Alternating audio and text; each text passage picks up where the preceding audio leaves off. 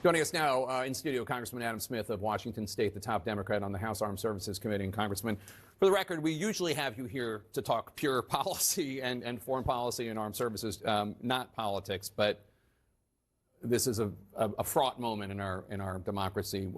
Where are you on this issue? What's your message to President Biden and to your fellow Democrats? Well, look, I think he should step aside. I think it's become clear that he's not the best person to carry the Democratic message. And here's the thing. We have an incredibly strong message and record to run on. And in all respect to the president, he's done a great job.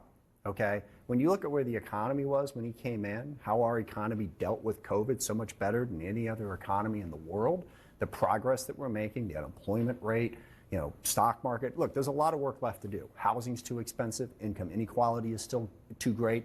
But we've made progress on that too. That the lowest black unemployment, black poverty rate came under this president. I saw a report today in the New York Times that some of those, areas that have seen the manufacturing jobs flee are actually starting to get better.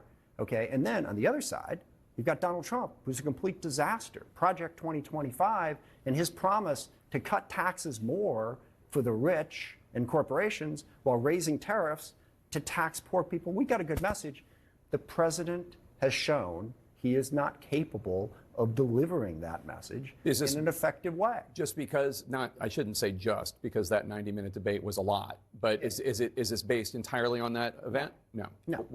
There was concerns leading up to it in the terms of the president's ability to deliver a message, and it hasn't gotten better since the debate.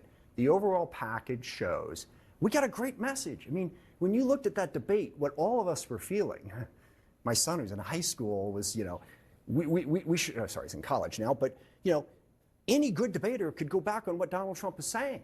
And so many missed opportunities were out there. And we want to deliver an effective message. And then there are the healthcare concerns. And look, a lot of Democrats are saying, well, let's move on. Let's stop talking about it. We're not the ones who are bringing it up. We're not the ones who said anytime, any place. And only Joe Biden was on that stage with Donald Trump. Our constituents are bringing it up. The country is bringing it up.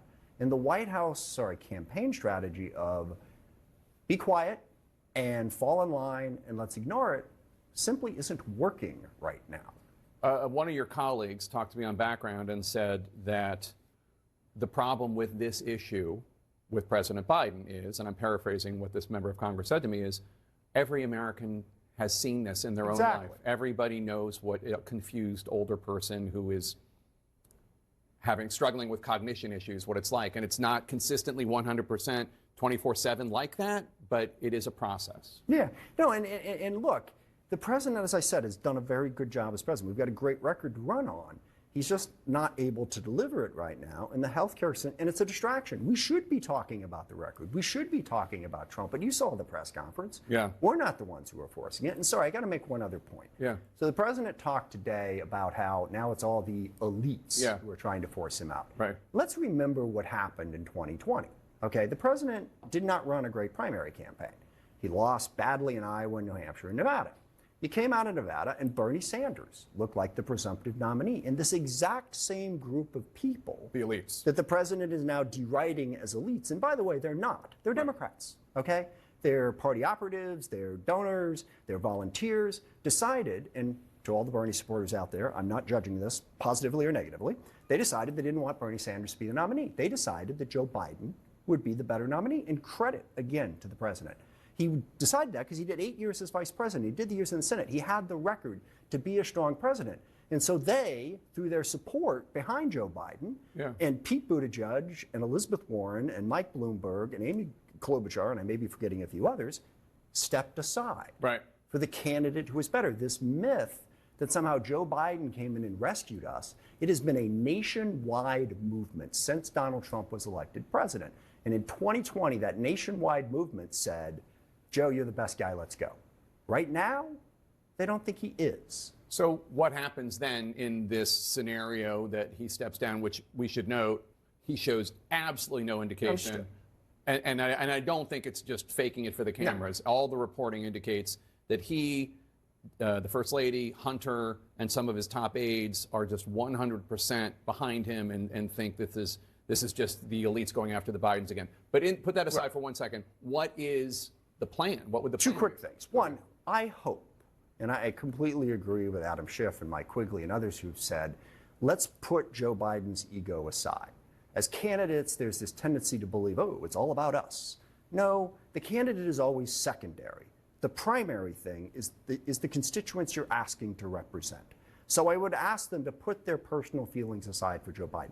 This isn't personal. It wasn't personal in 2020 when all of those people said it should be Joe. It was business. You're the guy we think can win. So I'm pleading with them, all right? I hear you. I think you're probably right. I'm pleading with them. Take a step back. Look at what is best for the party, what is best for the country. What happens? Personally, I think Kamala Harris would be a much better, stronger candidate. And because she is constitutionally his second, that's the way it's supposed to work. If the president is no longer able, Kamala Harris is there with. Oh, you think he should step down from the presidency? No. Okay, but I'm talking about within the primary process. the primary part. So right. They ran as a team this year from the very start. Okay. So you don't agree with Congressman Jim Clyburn, who said there should be at least some sort of mini primary process so that she's not anointed. So there. No. Let me say, there's 1,000 different ways to do it, and that's fine. Okay. The president is not the nominee. He got a little testy this morning when I think Joe said he was the presumptive nominee. Yeah. He is. He's the presumptive nominee. And let me also say, and I put this in a statement that I'm about to put out, if we get through the convention, he's the nominee, I'm all in. Look, elections are a choice. And in this field, even in the current situation, Joe Biden, far and away the best candidate. But I know in my heart and my soul and my brain that we can do better, and I know what the stakes are, all right? And you've seen it. Even after the debate, he didn't come out and show that he could deliver the message. They didn't address the health care issues.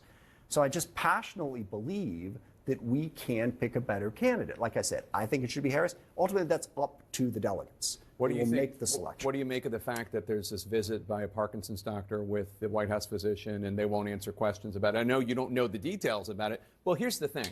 It just seems to me, I've been in this town a little bit, you too, and like you have an issue about a candidacy based on ability and health concerns.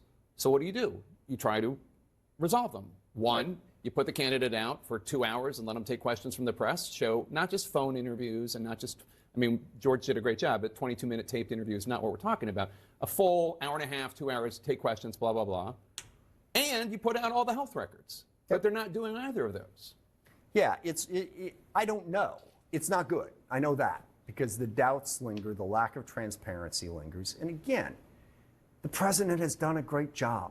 Okay, we have a great record to run on, but what we've seen over and over again, he can't deliver that message. And the questions about his health, again, there's all this, oh, Democrats should just shut up and get in line, don't question. We're not the ones bringing it up. Right. The president's debate performance and what has happened since then, as well as some incidents before that, are bringing it. We have to deal with it. And here's another point. It undermines our credibility. Now, it doesn't all have to be on the candidate. Messengers can be good. Wes Moore, Shapiro, Gretchen Whitmer, Gavin Newsom, we got really good messengers out there.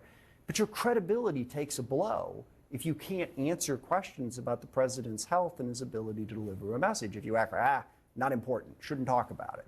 So I think we can do better. I don't know what's going to happen. Like I said, gets the nomination, I'm all in. Right now, just like in 2020, when everyone said Joe Biden's the guy, let's get behind him, I think we need a different choice if we're going to be able to beat Donald Trump. And that's what matters. It's not about Joe Biden. It's not about individuals. It's about making sure we move this country in the right direction going forward. Congressman Adam Smith, Democrat of Washington State, thanks so much for being here. Thanks for your candor. Also, I appreciate it.